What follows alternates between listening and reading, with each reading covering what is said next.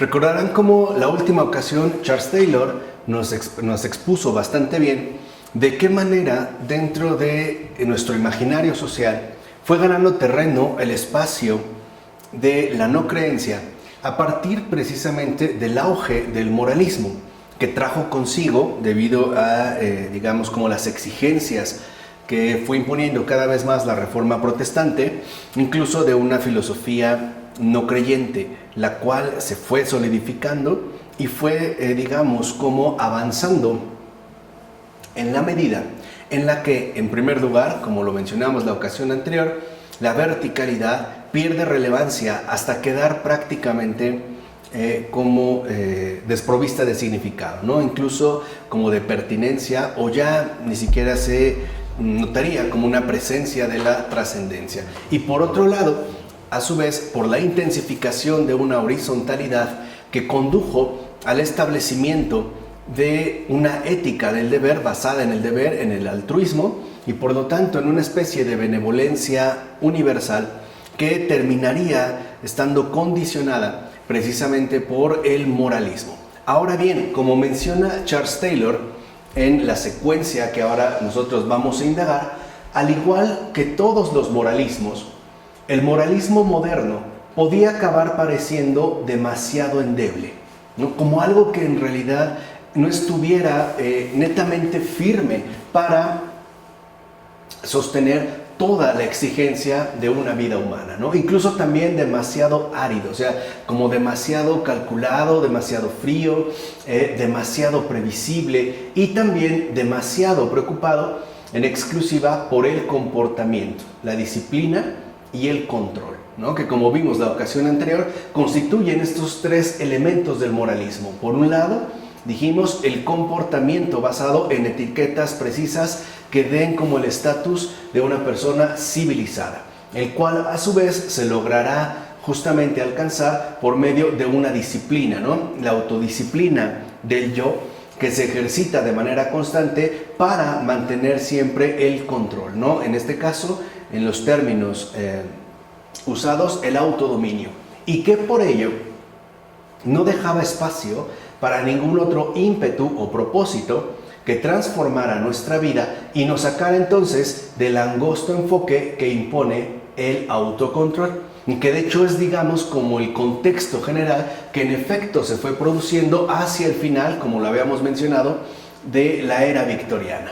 Así pues, la obsesión por conquistarme a mí mismo para poder obrar bien, ¿no? Que es parte de la obsesión protestante, ¿no? Del dominio sobre uno mismo, para poder alcanzar ese comportamiento moralmente adecuado, ese comportamiento moralmente intachable y que a grandes rasgos se resumiría dentro del obrar bien, no parece entonces dejar margen para ningún objetivo o realización fuera de mí que dé sentido entonces a mi existencia. Y esto es debido a que el moralismo anula la trascendencia. No podemos decir que de fondo y de una manera quizá mucho más tajante y mucho más radical, el moralismo anula finalmente la gracia y por ende el moralismo terminará anulando a Dios mismo. A pesar de que el moralismo pretenda presentarse como una vía para acceder a una vida grata a Dios, en realidad lo que termina haciendo es anulando por completo a Dios, es decir, en este caso a la trascendencia, puesto que por un lado el moralismo puede desarrollarse perfectamente bien dentro de los confines impuestos por el marco inmanente, y por otra parte, puesto que el moralismo coloca todo el énfasis dentro del individuo mismo, es decir, dentro de la autorrealización para ese obrar bien, que de hecho es lo que se busca. Entonces, curiosamente, aunque en pocas palabras la postura protestante conduzca a un moralismo, en realidad no está lejos, para nada lejos, es más, podemos decir que está increíblemente cerca de una postura atea o bien simple y sencillamente de una postura no creyente.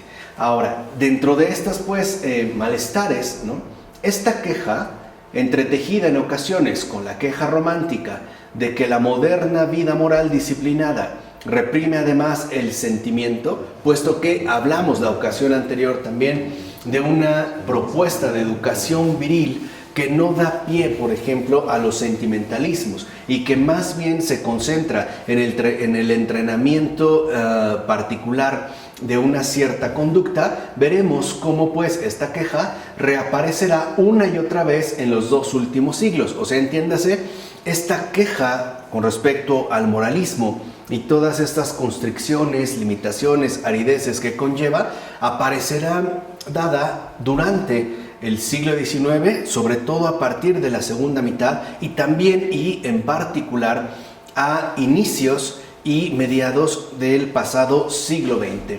De hecho, afirma Taylor que esta será una de las preocupaciones e inconformidades definitorias del mundo moderno. Un mundo que, como hemos estado viendo, se maneja, ¿no?, por diversos ejes definitorios que de cierta manera también podrían presentarse o exponerse como algo inconexo, contradictorio o algo que simple y sencillamente no parecen encajar o ir por la misma vía. Entonces, una de las grandes inconformidades era pues la rigidez del moralismo, que precisamente, ¿no?, tendrá como consecuencia el buscar vías de escape o bien alternativas para alcanzar eso que hoy en día a grandes rasgos llamamos el sentido de la vida, ¿no? Una gran inconformidad con respecto a ese férreo orden de moralidad. Ahora, dice Taylor que es una inconformidad que ciertamente guarda relación con aquella otra gran preocupación asimismo definitoria, a saber, la preocupación por el significado, es decir, por la posible falta de sentido de la vida. Ahora, esto también es un rasgo muy peculiar de nuestro mundo actual.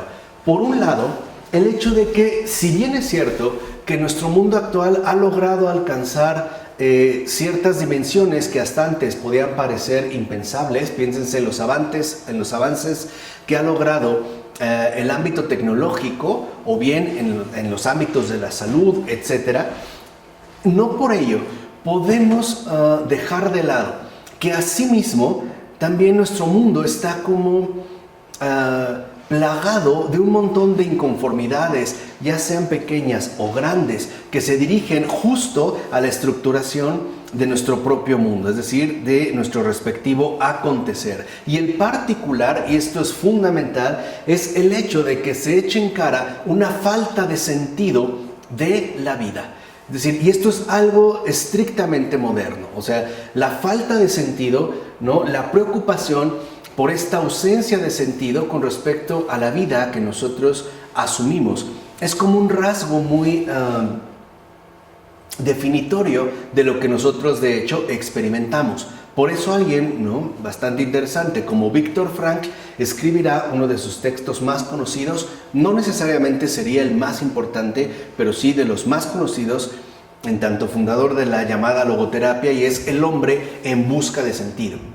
O sea, antes el sentido está dado, ¿no? Hay un orden fijo y en efecto el sentido depende en último término del contacto o la imbricación que mantiene la trascendencia con la inmanencia. O puesto en otros términos, el sentido proviene de que sobre esta tierra en la que vivimos hay un cielo, hay pues un más allá. O bien el sentido está claro a partir de que la presencia de Dios, no solo su existencia, sino su presencia, es algo con lo que uno puede contar. Ahora, si nosotros dijimos, como nos enseñó Charles Taylor, ¿no?, se anula la vertical por enfatizar y absolutizar la horizontalidad, entonces también se derrumba con ello el sostén de un sentido mayor, es decir, trascendente hacia la propia vida. Entonces vemos cómo, si bien es cierto, se ganó terreno, por ejemplo, por vía del moralismo, a su vez trajo consigo una especie de contrapeso sumamente importante que no puede ser pasado por alto, y es el cuestionamiento de si la vida, a final de cuentas, tiene sentido o no. Es más, llegando al extremo quizá más bien contemporáneo, donde a veces nos podemos cuestionar si realmente merece la pena vivir o no, debido a las circunstancias en las que estamos, o bien si todo lo que hago queda limitado a un aquí y ahora, que como a lo mejor de manera dolorosa hemos experimentado, no nos logra satisfacer por completo. Ahora, afirma Taylor que lo que sucede aquí es que mientras el reproche al moralismo árido encuentra analogías con siglos anteriores, y esto es algo que se dio, la angustia por el sentido de la vida es algo típico de la modernidad. O sea, es algo insólito para la experiencia humana en su conjunto. Incluso podemos decir que, históricamente hablando, la angustia por el sentido de la vida es algo insospechado, algo típico pues de la modernidad. Puesto que ahora, es decir, a partir de la modernidad, la protesta contra el moralismo no es solo una preocupación recurrente de nuestra cultura, sino que pasa al primer plano con una fuerza y pujanza particular hacia el final del siglo XIX. Piénsense, puede pensar alguien, podemos pensar de manera general cómo esta fuerza particular que proviene desde finales del siglo XIX se va a ver plasmada en las llamadas vanguardias estéticas, que vendrán tiempo después, pero desde aquí empiezan ya a emerger como algunos atisbos, y en general con el movimiento que en efecto Charles Taylor va a describir en esta ocasión, que es digamos como la respuesta al moralismo y que tendría que ver en todo caso con el esteticismo. Así vemos como en realidad pareciera que hay una ausencia de sentido que parece estarnos, ¿no?, como oprimiendo o por lo menos incomodando de una manera tajante desde finales del siglo XIX. Ahora, a escala europea, afirma Charles Taylor, esto forma parte del estado de ánimo que aparece con el llamado fin de siglo, ¿no?, o la cultura de fin de siglo, y cuyo país y en general contexto cultural más destacado quizá pueda ser Viena, ¿no?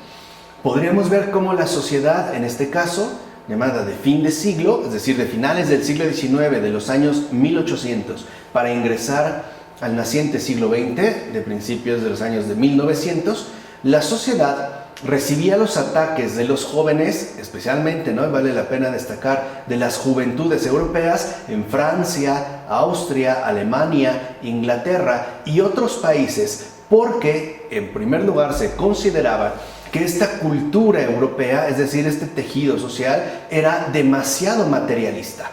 Ahora, ¿qué se entendía en particular hacia el llamado periodo fin de siglo por materialista? Primero, porque dentro de este imaginario se ofrecía una explicación reduccionista de la vida humana. O sea, no había una trascendencia a través de la cual uno pudiera orientarse hacia un más allá de lo que aquí acontece. O sea, algo más grande y superior al aquí y a la ahora. Y segundo, por materialista también la consideraban por preocuparse en exceso por la dinámica material de adquirir y gastar. O sea, por la dinámica ya establecida de lo que hoy sabemos y se llama una sociedad de consumo.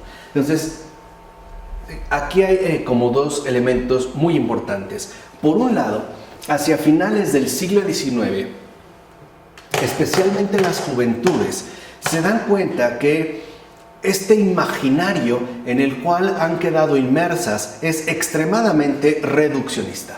O sea, es materialista en tanto parece apelar a los éxitos que se pueden obtener aquí y ahora, es decir, según el mundo, pero sin una verticalidad o sin una trascendencia que pueda animar a salir muchas veces de las situaciones dolorosas, conflictivas y en general limitantes que una vida humana puede llegar a experimentar. Pero en segundo lugar, y de manera muy particular, por el hecho de que la dinámica fundamental de la vida pareciera haberse quedado limitada a este hábito, ¿no?, mercantil de adquirir y gastar. Es decir, basados pues en la dinámica del consumo.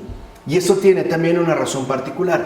Si en el apartado anterior nosotros vimos cómo hay un eje fundamental que pone en marcha Gran Bretaña, no podemos olvidar que es también Gran Bretaña, hacia mediados del siglo XIX, la gran impulsora de este movimiento que hoy conocemos como Revolución Industrial.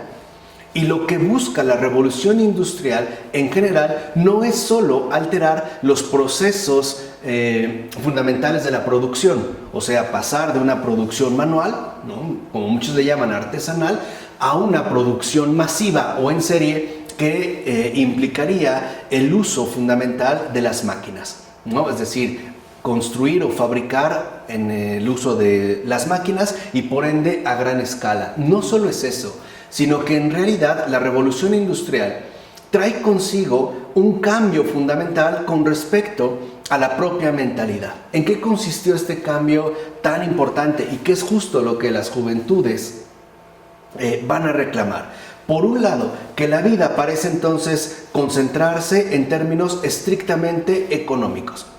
Es decir, el hecho de que ahora una persona tiene que orientar su vida en base a la obtención de dinero, puesto que será la obtención del dinero, ¿no?, a través, por ejemplo, de un salario, o sea, de un trabajo, en este caso asalariado, lo que va a permitir adquirir un ingreso que de manera casi inmediata yo podré a su vez gastar en la oferta de mercancías que me son ofrecidas, ¿no? Y que a grandes rasgos en estos momentos particulares corresponden con un consumo de producción capitalista, ¿no? Lo que podríamos llamar un planteamiento capitalista básico. Pero la revolución industrial entonces va a traer consigo, y eso es algo que va a destacar en sus cartas filosóficas un Voltaire, por ejemplo, que lo fundamental es tener una mentalidad basada en cifras numéricas.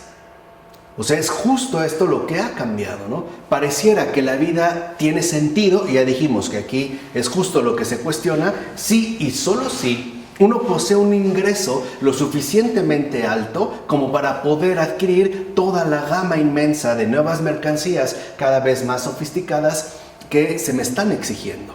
O sea, en pocas palabras, ahora lo fundamental consiste en tener dinero, ¿no? En adquirir la figura de un empresario a la manera en la que la revolución industrial en Inglaterra lo ha forjado y que de hecho Voltaire va a importar de Inglaterra para el modelo francés, ¿no? Lo va a criticar puesto que no estaría a la altura de los tiempos que corren.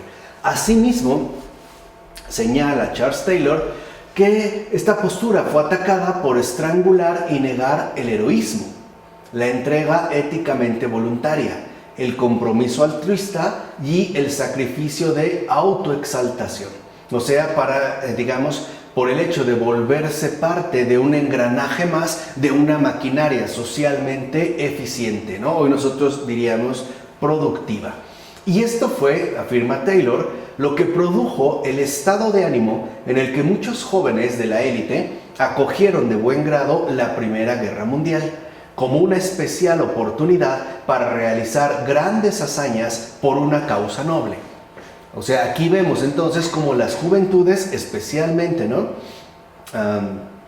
con el surgimiento de la llamada Gran Guerra, que nunca se esperaba que iba a haber una segunda, vieron ahí justo esta oportunidad para poder de nuevo formar parte de algo más grande de lo que hasta ese momento se había ya instalado como lo habitual, es decir, el moralismo y la productividad eficiente, ¿no? O sea, la dinámica económica. De hecho, muchos van a ir, digamos, convencidos ciertamente de que esta Primera Guerra Mundial, esta Gran Guerra, era esa como gran oportunidad para poderle dar un sentido mayor a la vida propia, a través de realizar grandes hazañas y que además estas hazañas estarían basadas a su vez en una causa noble. Se trataba de la convicción de estar inmerso y comprometido por algo grande e importante. Eso es lo que faltaba. Y eso es de hecho muchas veces lo que hoy en día sigue faltando. El hecho de que las personas pueden llegar incluso, ¿no?, a ser conscientes de que tienen dinero o de que tienen poder adquisitivo, pero algo falta. Además, no falta cualquier cosa, falta algo grande e importante. Hay como un vacío de sentido que ciertamente se añora y que muchos también han echado en cara.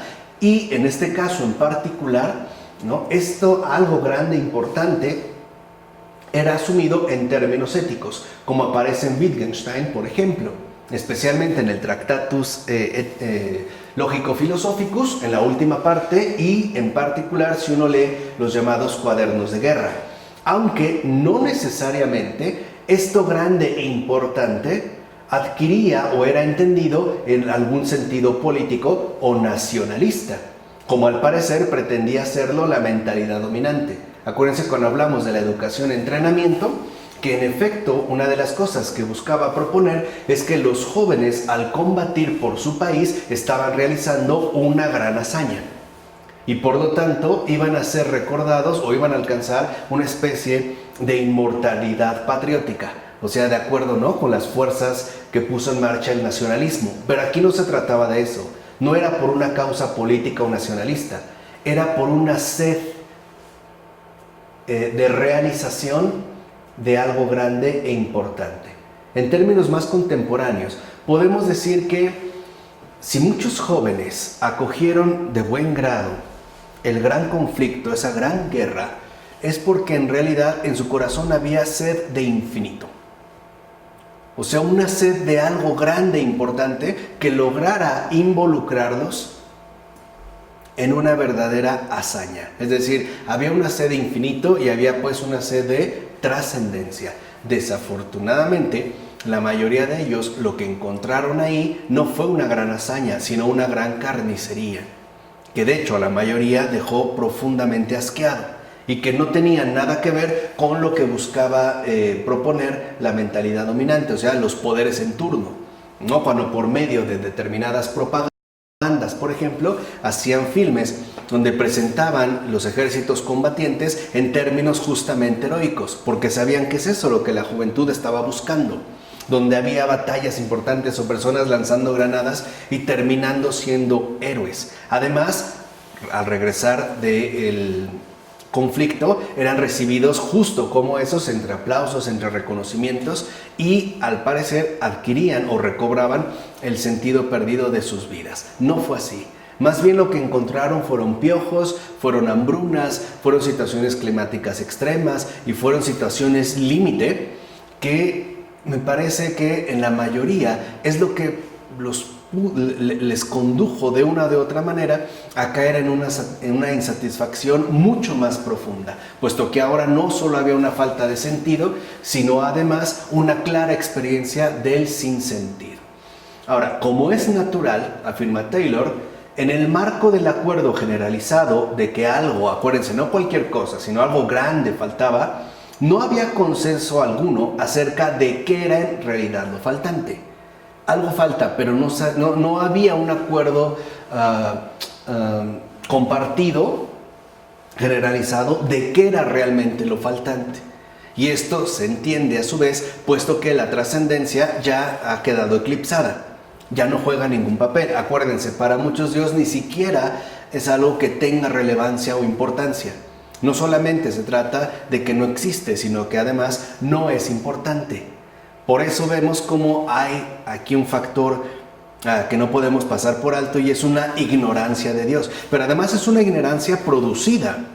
O sea, no es una ignorancia inducida, como una persona que le borran del panorama, ¿no? Dentro de su panorama comprensivo, esta opción, y más aún esta experiencia. Entonces vemos cómo sí hay una profunda necesidad de alcanzar eso grande, pero no hay consenso de qué es o en qué consiste.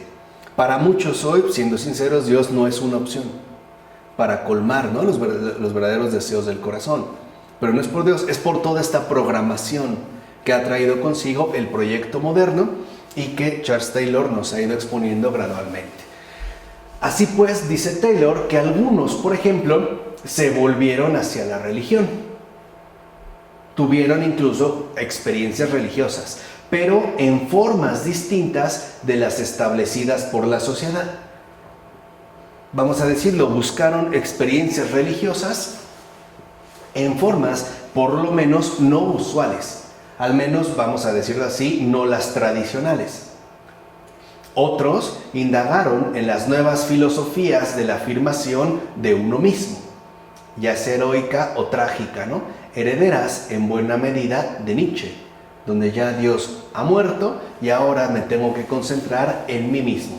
Y algunos otros, dice Taylor, encontraron una salida en la política, o sea, tratando de ponerse en concordancia con algún tipo de movimiento social del cual estuvieran convencidos que era para un bien. Y por lo general, estos digamos, se adhirieron a los extremos que ofrecía tanto la derecha como la izquierda.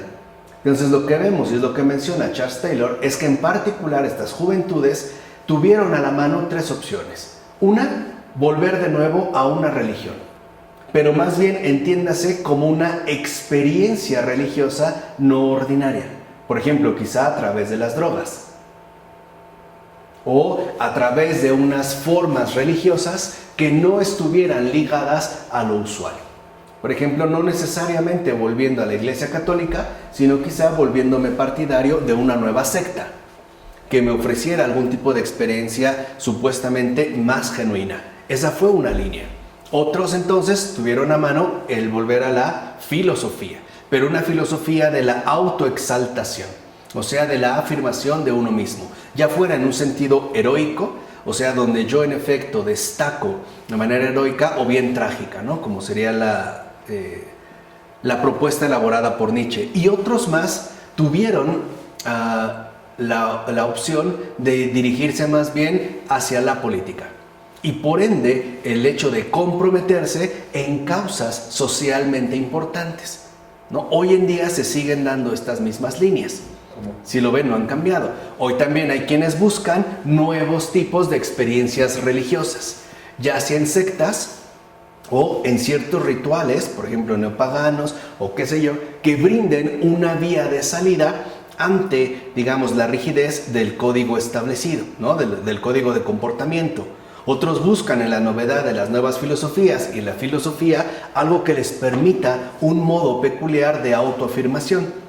Y muchos otros se mueven en el terreno de la política, por ejemplo, apelando, comprometiéndose con causas sociales que estén hoy en día muy en boga. No sé, los inmigrantes, o las cuestiones de género, o los pobres, o los desposeídos, e incluso hoy, ¿no?, adquiriendo compromisos serios con los movimientos ecologistas que conducen incluso a la adquisición de un sentido de vida más amplio del que en términos generales se suele ofrecer. Pero, dice Taylor, y eso es en lo que a él le interesa detenerse, hubo una línea de exploración que fue especialmente importante en la cultura inglesa de esta época, es decir, también viene de Inglaterra, la que suponía buscar la realización humana esencial, aún, claro, cuando marginada, en el arte y en la estética, como ocurrió precisamente en Oscar Wilde. Quiere decir que entonces se abre un nuevo terreno para la adquisición de eso grande e importante, y que ya no se va a buscar solamente ni en la religión, sea del tipo que sea, ni en la filosofía, sea del tipo que sea, y tampoco en la política, sea del tipo que sea, sino en el arte, y en particular en la estética. Por eso Oscar Wilde va a ser el gran, digamos, promotor de el arte por el arte. ¿El arte como qué? Lo que llega. El arte como el ámbito en el cual uno va a recobrar y adquirir por completo el sentido de la vida. Se abre un nuevo espacio. Si alguien, por ejemplo, lo buscaba hacer por medio de la política a través de adherirse a causas sociales, o en la filosofía por medio de un ejercicio disciplinado de autorrealización, o en la religión tratando de buscar experiencias genuinas, etc. Ahora el arte como que el arte como esa experiencia que me lleva a un grado diferente de realización, que no estaría constreñida por los códigos morales, sino que me elevaría a mí a un tipo de vida superior.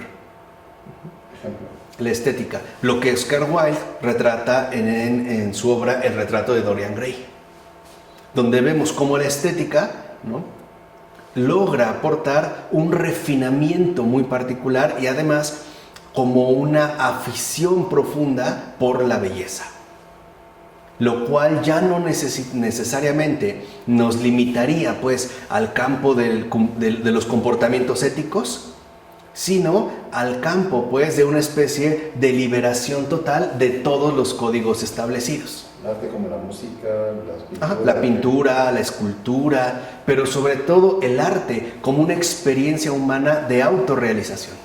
¿La estética qué es? El esteticismo.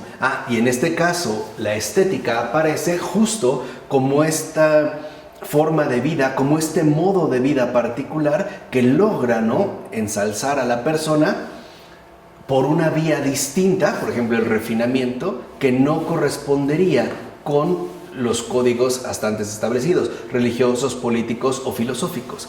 De hecho, aunque en el ámbito anglosajón es Oscar Wilde, ¿no?, el que lo va como a presentar ya de una manera terminal, de una manera madura, esta idea de hacer de la vida, ¿no?, una propia obra de arte se puede encontrar incluso en Francia en poetas como Baudelaire y en la figura del dandy. Este dandy, también inglés, cuya vida, cuya forma de vida está como más allá de los códigos morales establecidos, más allá de los compromisos políticos, de izquierda o de derecha, más allá de una opción ideológica, y por lo tanto estaría abordado dentro de una experiencia humanamente concreta que apelaría a la sensibilidad. Es decir, se abre un campo nuevo a través del arte y de la estética. Y, como hemos visto ya, estos lenguajes estéticos funcionan, claro, nos conmueven, pero sin que tengamos que identificarnos con sus respectivos compromisos ónticos. Acuérdense cuando Charles Taylor nos había hablado de la música. Nos dice, podemos escuchar una melodía, pero esta melodía, a su vez, no necesariamente nos indica algún tipo de compromiso óntico definido. Por el contrario, únicamente parece limitarse al funcionamiento estético que esto nos puede producir. Por ejemplo, de qué manera nos podemos ver involucrados dentro de estos lenguajes, pero sin que nos conduzca a un determinado compromiso óntico, ¿no? Alguien puede disfrutar a lo mejor una sinfonía de Bach sin que necesariamente se sienta con ello identificado con una experiencia creyente, o bien necesariamente no creyente, ¿no? Ciertamente, afirma Charles Taylor, es esto lo que ofrece un lugar de destino a la no creencia moderna, y esto es como lo fundamental. O sea, la no creencia moderna adquiere un nuevo lugar de destino, ¿no? Se le abre pues un nuevo espacio a través precisamente, como hemos mencionado, del arte y de la estética, pues como respuesta a las inadecuaciones del moralismo, el objetivo desaparecido se puede identificar con la experiencia de la belleza en el ámbito de la estética, sin que tal experiencia esté engarzada con un cosmos ordenado, ¿no?, como pudiera ocurrir, por ejemplo, en la antigüedad, o bien con lo divino. Simple y sencillamente se presentará como una experiencia humana que nos brindaría, pues, un espacio liberado de algún compromiso óntico definido. En este caso, ¿no?, pues, es lo que le interesa destacar a Charles Taylor, estaríamos ante un nuevo espacio adquirido por la no creencia moderna. Incluso dice Taylor que puede quedar esto sin especificar, y es de hecho la opción adoptada con mayor frecuencia. O sea, en el caso, por ejemplo, ¿no?, del arte, no necesariamente se verán reflejados sus respectivos compromisos ónticos. Basta para muchas personas con que esta oferta artística le conmueva y le resulte grata, ¿no? En realidad, sostiene Taylor, que esta apertura a lo estético fundó en la cultura moderna una especie de iglesia generalista, por así decir, tanto en Inglaterra como en otros lugares, donde lo que se destaca es un espiritualismo indefinido que incluso puede llegar a combinarse con un cierto materialismo más bien estetizado.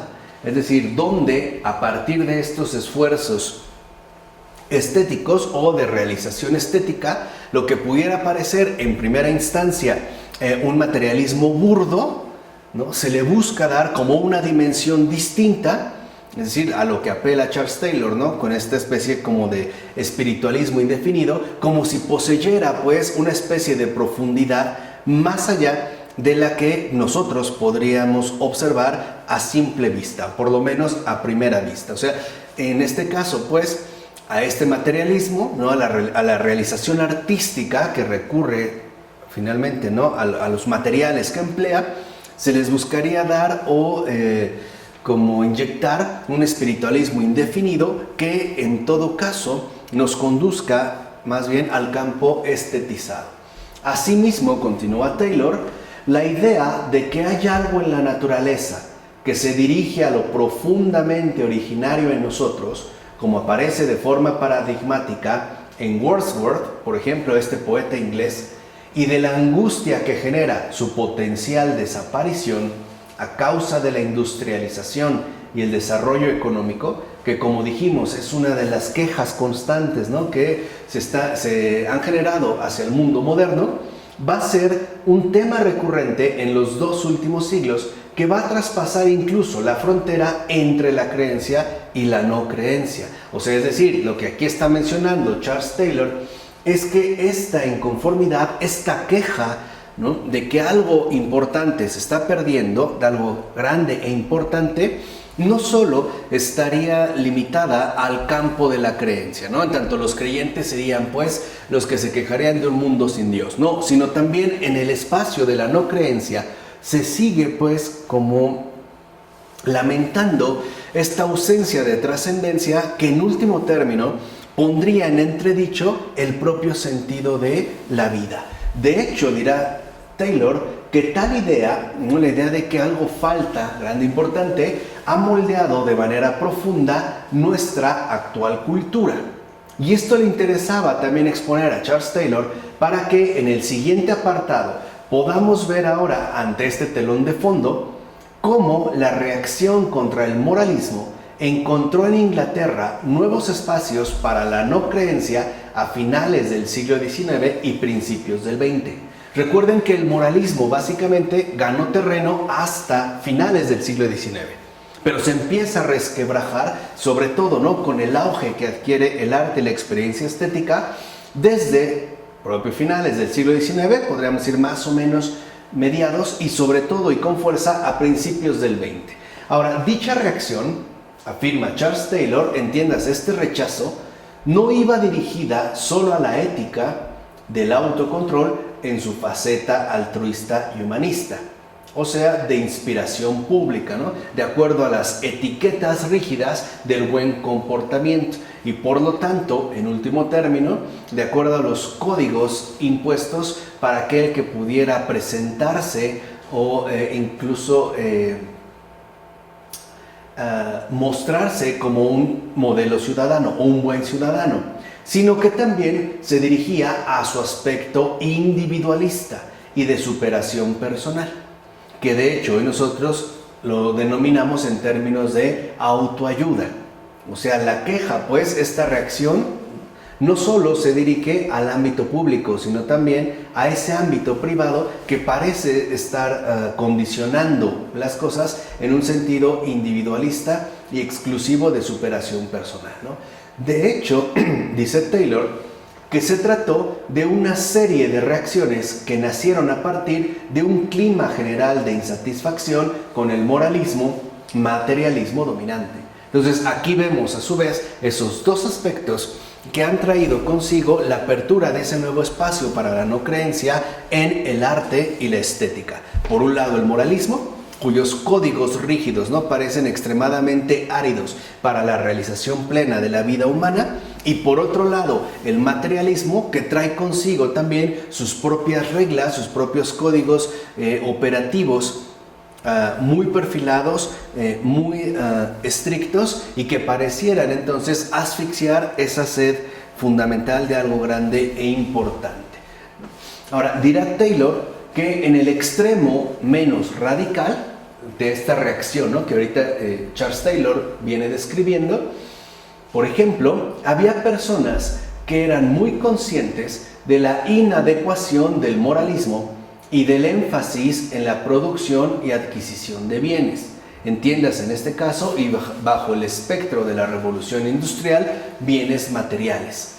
Pero que no por ello, o sea, el hecho de que incluso la producción y adquisición de bienes, o sea, el incremento, ¿no?, del mercado económico y en particular del mercado financiero, pudiera entrar en pugna con el moralismo, o sea, con la postura moral, qué tanto debo de ser justo ante un negocio, o incluso digamos que en los negocios la moral tiene que quedar eclipsada o prácticamente llevada al mínimo, ¿no? A una postura mínima de aparición, etcétera. No por ello querían rechazar ni la moralidad ni la producción, o sea, un poco el conflicto que podía establecerse entre dinero y moral, ¿no? Entre el dinero y el comportamiento moral. O sea, ¿qué tanto puedo yo permanecer dentro del énfasis puesto en la producción, dentro de esta carrera del mercado económico y la adquisición de bienes precisamente materiales? Y, por otro lado, ¿qué tanto puedo mantenerme como una persona honrada, ¿no? Una persona moralmente correcta?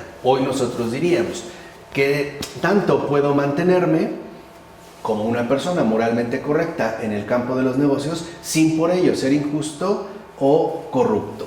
Y por ello, en todo caso, estas personas, ¿no?, que se ubicaban en el extremo menos radical, si bien es cierto, no querían rechazar ni la moral, ni la moralidad, ni la producción, o sea, ni la moral ni el dinero, sí querían más bien entonces complementarla con una dimensión particular que apelaría al ámbito cultural educativo más elevado. O sea, dependería en todo caso de una educación o del concentrarse en una adecuación muy particular, ¿no? Esto se puede ver reflejado, por ejemplo, en la novela de Theodor Dreiser, que lleva esta trilogía del deseo, como él de hecho la llamó, y en particular el primer volumen titulado El financiero. Creo que ahí uno lo puede apreciar de una manera particular cómo se busca, ¿no?, digamos, acceder incluso a una dimensión cultural educativa más elevada. Ahora, dice Taylor que una figura mucho más joven que adoptó una posición similarmente compleja fue, por ejemplo, George Macaulay Trevelyan, quien procedía de una familia de firme tradición cristiana evangélica, pero que al final abandonó la fe, ¿no? Este abandono de la fe, en el caso de Macaulay, trae como la adquisición de una postura particularmente compleja. O sea, era protestante, pero después abandona la fe. Ahora, en lo que se refiere a la religión cristiana, ¿no?, y como hemos visto, se está refiriendo básicamente a la religión cristiana evangélica, al protestantismo, Macaulay afirma lo siguiente: lo único en lo que puedo creer sin dudar es en el progreso de la raza humana. Entonces aquí vemos cómo ya la convicción que expresa en este caso este poeta también no hace ya referencia alguna a la trascendencia, sino que se limita a lo que puede quedar enmarcado dentro de la inmanencia, o sea, el progreso de la raza humana. Y por lo tanto, el hecho de poder asumir una visión meramente horizontal. Y añade, respecto a lo que las personas llaman habitualmente religión, la inmortalidad del alma y demás, estoy en la más absoluta oscuridad. No ha perdido pues como claridad al respecto. Pero en la democracia he encontrado algo terminante. Y aquí vemos entonces la postura que sostiene. ¿Por qué? Porque la democracia puede resultar una realización efectiva dentro del plano en el cual estamos instalados, es decir, dentro del plano secular. Así pues, según Macaulay, el cristianismo había estructurado majestuosamente a Europa en la Edad Media desde el punto de vista político y social. O sea, en la lectura que hace este poeta, el cristianismo sí ha logrado estructurar de una manera ejemplar a Europa en la Edad Media, pero desde el punto de vista político y social. Pero fracasó, según Macaulay, en su pretensión principal, la de conseguir que los hombres se amaran los unos a los otros. Entonces, de acuerdo con Macaulay, ¿no?, lo que él llama a grandes rasgos religión, en particular en este caso refiriéndose al cristianismo protestante, no ha logrado conseguir su objetivo principal, el conseguir que los hombres se amen los unos a los otros. Así pues, si bien Macaulay puede atribuirle un papel positivo al cristianismo en la Edad Media en el ámbito organizacional, vamos a decirlo así, en el ámbito institucional, en tanto estaría tomando en cuenta el ámbito tanto social como político, no así en cuanto a la experiencia concreta de la fe. Por eso él va a insistir que en efecto, en este caso, la filantropía no ha sido promovida en el mundo moderno por los clérigos, que van a ser vistos también como hombres avariciosos y ambiciosos, sino por los grandes agnósticos como Voltaire, ¿no? Y aquí vuelve a aparecer Voltaire porque en sus cartas filosóficas, que las escribe estando exiliado en Francia, en efecto, Voltaire había encontrado al parecer un nicho de reunión que lograba sobrepasar las diferencias confesionales y promover un tipo de convivencia civilizada y además pacífica. Y este nuevo nicho o espacio de convivencia pacífica era el ámbito bursátil, es decir, la bolsa de valores. Ahí en una de sus cartas dirá Voltaire, ahí se pueden reunir judíos, cristianos, musulmanes y tratar de los negocios sin que ello, digamos, afecte o repercuta en sus respectivos compromisos creyentes. Así se había, pues, ¿no?, de acuerdo con Voltaire, abierto un nuevo espacio para la convivencia humanamente pacífica. O sea, en pocas palabras, para Voltaire, los compromisos religiosos definidos traían consigo conflictos inevitables y de hecho habían provocado guerras. Por el contrario, el nuevo mundo surgido en Inglaterra y que cada vez parece ir ganando más fuerza, o sea, el mundo financiero, abre un espacio de convivencia cordial sin que las respectivas posturas religiosas causaran estragos y ni siquiera fueran problemas insuperables. Y esa es la línea, en efecto, que está mencionando Macaulay. En un sermón que pronunció en 1945, siendo decano del Trinity College, Trevelyan afirmaba que en el poder espiritual e imaginativo del hombre hay algo que, palabras de Trevelyan, le impide adoptar una visión del mundo netamente material y le ofrece atisbos de algo divino, ya sea exterior o inmanente a la naturaleza y a la humanidad. Entonces vemos cómo, a pesar de que Trevelyan cree encontrar en la democracia y en aquellos recursos que el ámbito secular le ofrece al campo en el cual puede sentirse de alguna u otra manera más o menos realizado, no por ello niega que haya algo importante que sigue haciendo falta.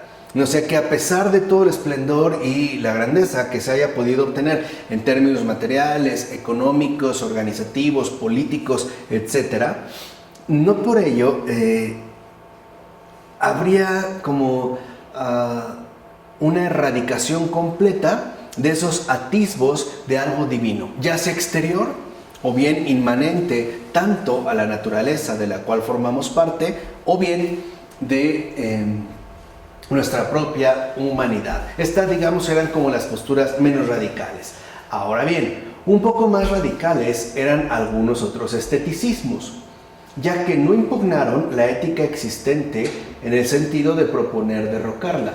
O sea, no es esto justamente lo que buscaban, pero sí pretendían desentenderse de ella en nombre de una concepción global alternativa, en este caso de la estética.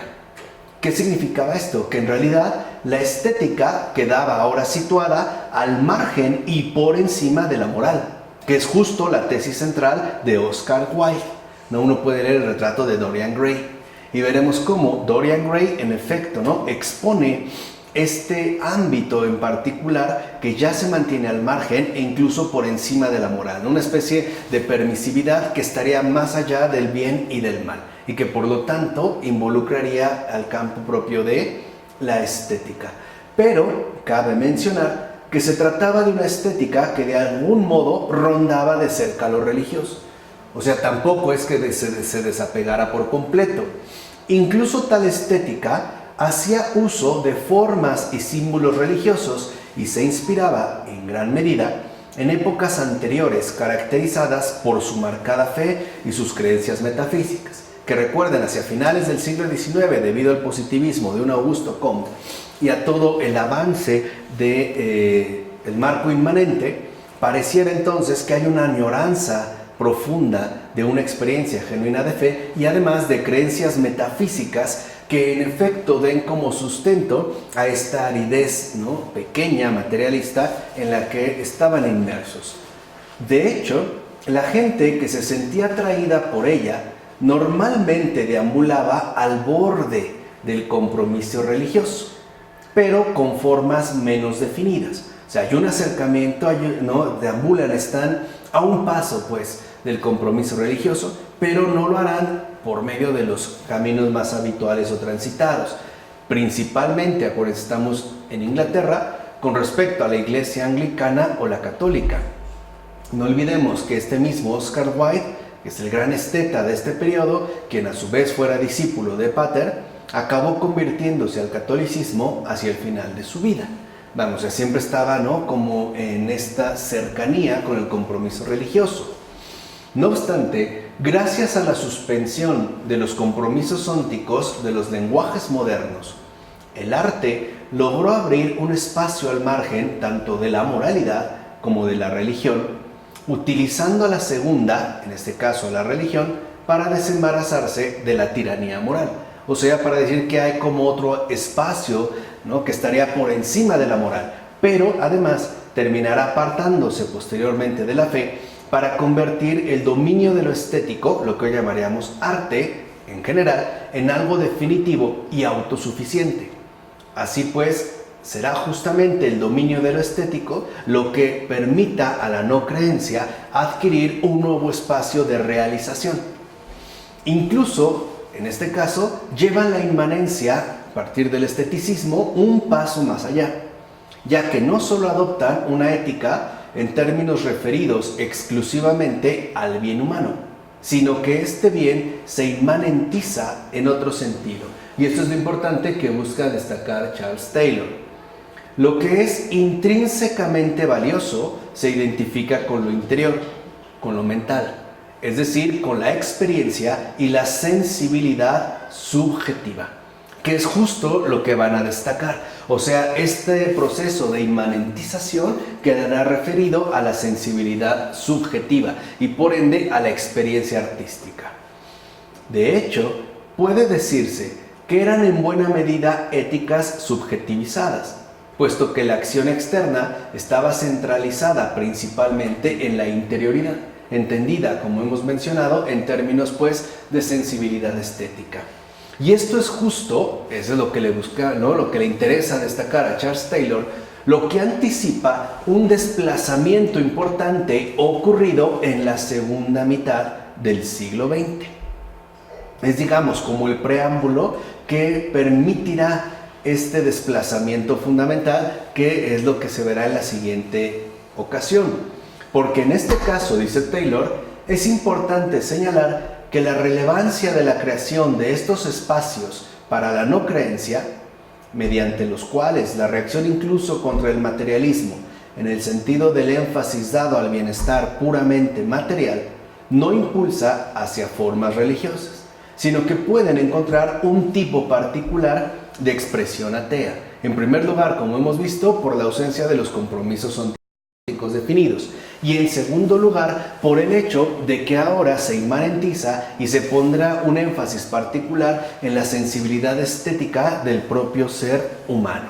En efecto, dice Taylor, para terminar, la idea de algo incomparablemente superior que rompe absolutamente con el sentido ordinario de las cosas con las que nos hemos educado puede aparecer ahora en el seno de una perspectiva no creyente, que hoy en día no se hablaría precisamente de una perspectiva no creyente, sino de un posicionamiento estético, o bien de una experiencia estética, según el imaginario secular que ha venido conformándose de manera paulatina.